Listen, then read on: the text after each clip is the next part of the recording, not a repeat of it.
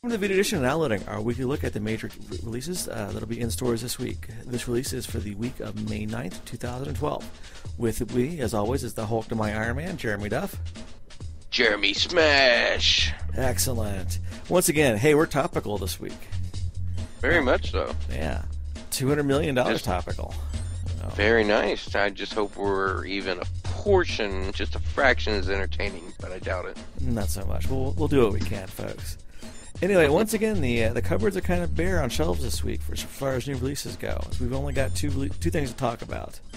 So up first, we have Starhawk, which is coming out for the PlayStation 3. What can you tell me about this game, Jeremy? Yes, Santa Monica Studios, Starhawk is finally here.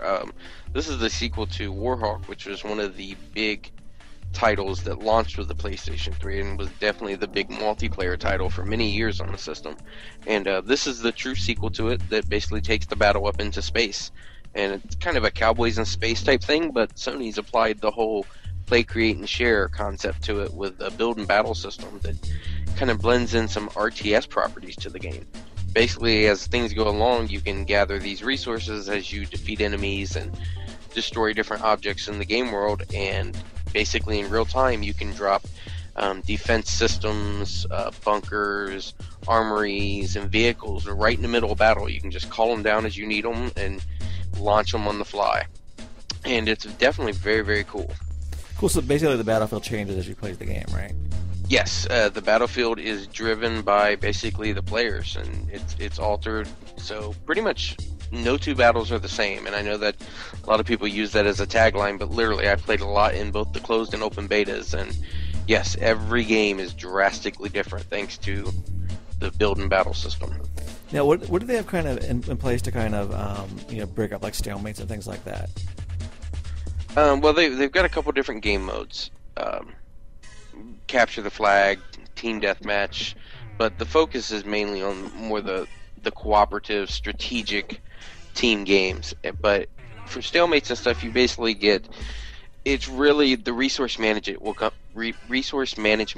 into play as things get close, and that's when you'll start to see people build better bases around their spawning areas or their flags, and you'll definitely see the people who learn to build together as a team get the upper hand in those situations.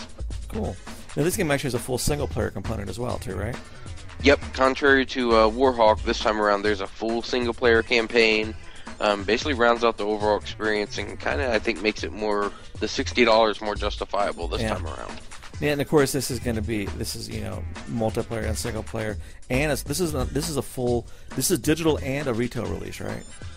Yeah, like as with most first-party Sony games, it's a full retail release, but they're also going to have it up on the PlayStation Store as well. Sweet, sounds like a lot of fun, and it's what, 16 versus 16? Yep, 32 players total. Multiplayer, a lot of fun. Little learning curve is nowhere near as steep as it sounds, or as where I thought it would be. Definitely a lot of fun. Cool deal. Now, you want to talk about a game with a pretty steep learning curve, even though it don't look like it. Minecraft is finally hitting Xbox Live Arcade this week. Yeah, this is kind of a cool game. It's a very basic premise in that you have to kind of go out. You're basically given an open world, a giant kit of Legos with some assembly required, right? And so in order to kind of create things in the game, you can create almost damn near anything from replicas of your house to some people have actually done on the PC side a scale replica of the Enterprise D. But you basically have to go out and you mine your raw materials and then you craft them into stuff that you want to make. Again, it's a super simple concept. What's cool about it is that there's, they give you an open world, so you can do whatever you want with it. You can invite friends to come in and play and help you out and do stuff. There's even kind of a challenge mode where there's a day-night cycle where you're given pretty much complete freedom to craft during as much as you want during the day, but at night you can kind of turn off these creepers that come out and will try and destroy your buildings or kill you. It's a pretty cool experience. Everyone's, the early reviews have been mostly positive. And what's kind of nice about the Xbox 360 version is that they've kind of helped to kind of alleviate some of that, alleviate the learning curve by actually putting a lot of tutorials and stuff like that in the game to kind of, not to completely eliminate the learning curve, but to kind of help guide people through it. It's not kind of that near vertical learning curve that people have with the PC version of it. Now, how many people can you do co-op with the 360 version. Supports a co-op of up to 8 people right now, which is kind of cool. So that's a lot of people that you kind of bring in and put to work.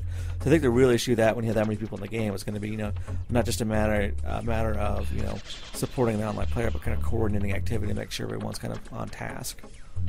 So Yeah, this is probably one of the first games that's going to actually require a project manager.